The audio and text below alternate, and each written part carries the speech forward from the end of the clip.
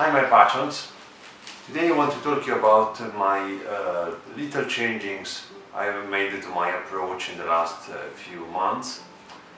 I wanted to share this with you because I have already made a little article about this, and it's important to me to share with you my latest insights about this new approach. Okay, first of all, as you probably have seen, I have added again, since I think 1 year or slightly more, the sparring with the gambazon and the full protective gear. I made this because I needed to practice the action out of the bind in a more safer environment and with the proper speed and intention. I wanted also to try to work more with the first intention attacks from the guards, which were almost I have not used them since I don't know 2 years. This is because when you fence too much without the protective gear, you tend to work a lot with the action of second intention, and you try to do first intention actions, but only when you are in the bind. So it's a little different in this case, because when you try to do something out of the bind as a first intention action and you don't have trained it, you can feel the proper feelings. You don't feel the tactile stimulus that have to work out your action. So without this stimulus you can't do the proper action at the proper speed you have trained, because you have to think before doing the action. And so you have to train also the sight to work out of the bind, and the best way is to do it with the guns on all the protective gear and so on. Also, I don't only fence, of course, out of the bind when I am practicing in gambazon, but I also use my repertoire of action in the bind, which works pretty well. So it's a good training environment too. But it's important to not fail in the situation where you are too, you strike too strong, stronger than you need. That's important, because it's important to hit strong when you want to hit the opponent to maim it or kill him. But when you are in training, you can do it with the proper intention, but not overforce the action, so you don't like smash the mask of the opponent. That's a thing that I have already seen, so it's not too stupid to say this at all. So this is the first thing I have done. I added back the sparring with the gambazon. The second thing is, and this is the most important one, and it is related to the article I have already written and shared with you all. And this is about simplifying. Now, what I mean about this? First of all, I have, this is about myself, not about my student. About myself, I have chosen a number of actions where I am really good, and I started to train this kind of actions slightly more than the other one. So this is the first thing. Try to understand where you are good, and then try to train more the repertoire of action where you are better. The second thing, this is also important, and of course if you are the instructor, which can be, try to understand which action is better for you, for this student or the other, so you can slightly bring them to this solution to try to train more the action while they are good, so they have also good feedback, they feel better, and they train better because they instantly find themselves working out actions from the manual, and so they are happy and they train in a better way with a good attitude. So related to this, when you train the action you are very good at, it's important to also think about how this action work in the bind environment or in the out of the bind environment. Like, for example, I am good at doing I take the bind like from my right, I push the opponent toward my left, and then I cut in the bind verso toward the opponent head, where I trust. This is one of the action which works better to me, and so how can I apply this action in the out of the bind environment?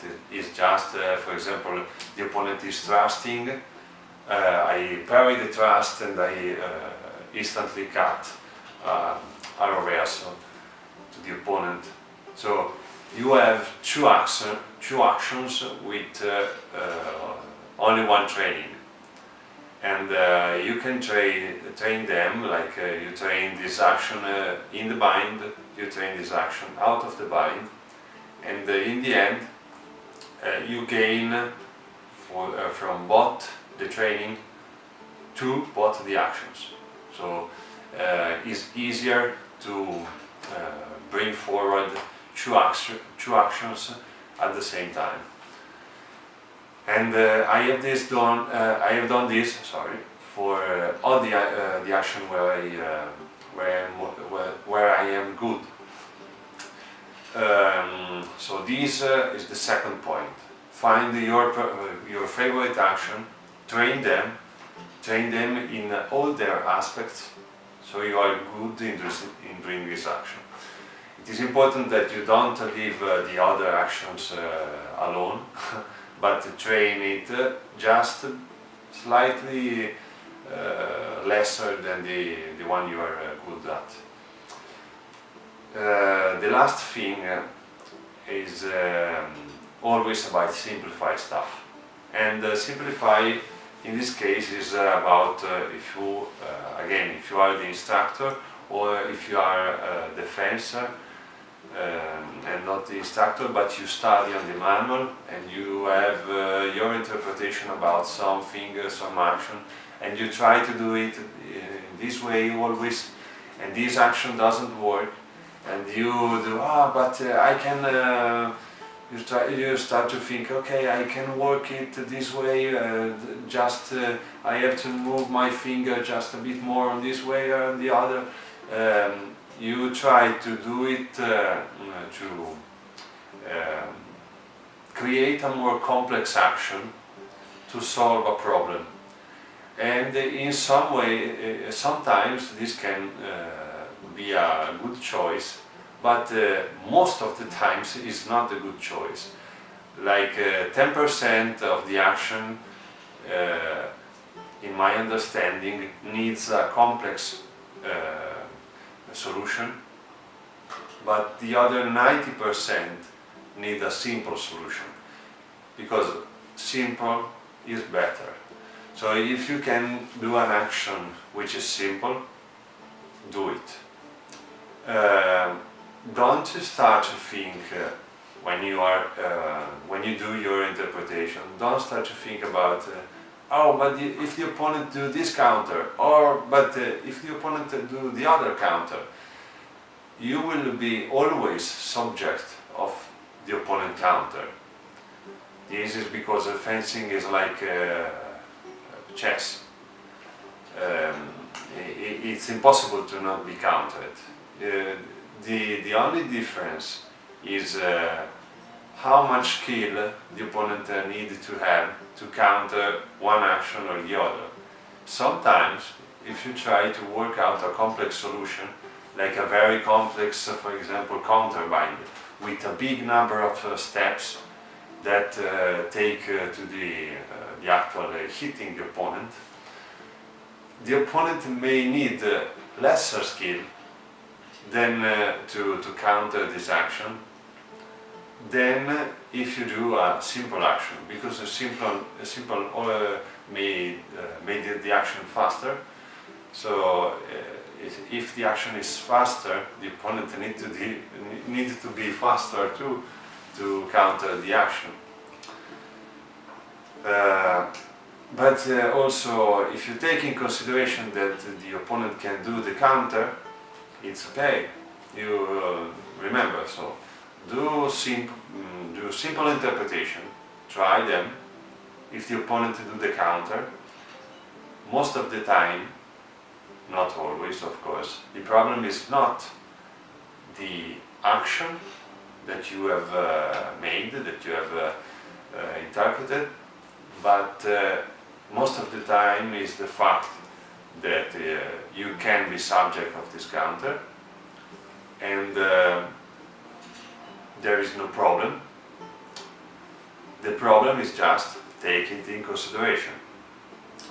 So when you are in the sparring, for example, you want to do a very simple action, like for example, first intention thrust. I do my first intention thrust, and I know that my opponent can do a very basic parry and riposte against this simple thrust. But as for example in my last sparring video, and you see that I do like two or three first intention thrusts that land, and the 0 first intention thrust that being countered. If you find the proper opponent and the proper tempo, a simple action can make your day, can make your assault. So that's it. It is important to take in consideration that simple is not wrong, because I say this because I have done it for a lot of time, and simple is a good way to work out an action, but it's also important to think about simple is in the right situation.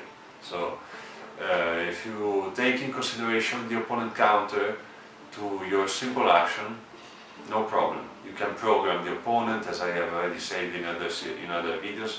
So you can use this action to land a direct attack or to do a feint and to stimulate a reaction. You can do a lot of stuff. But remember, the problem is not if the action is complex or simple, or is it's a more safer action or a lesser safer action. When people try to stick each other with pointy piece of steel, there is almost nothing safe. There is, but the environment is not safe, and a complex action most of the time can be even more dangerous than a simple one. Okay, so this is the 3 things I wanted to share with you about my new ideas of training and doing interpretation and stuff. I hope this video will help you. Thanks again to you for your big help that you give me every month, and thanks again for watching. See you next time.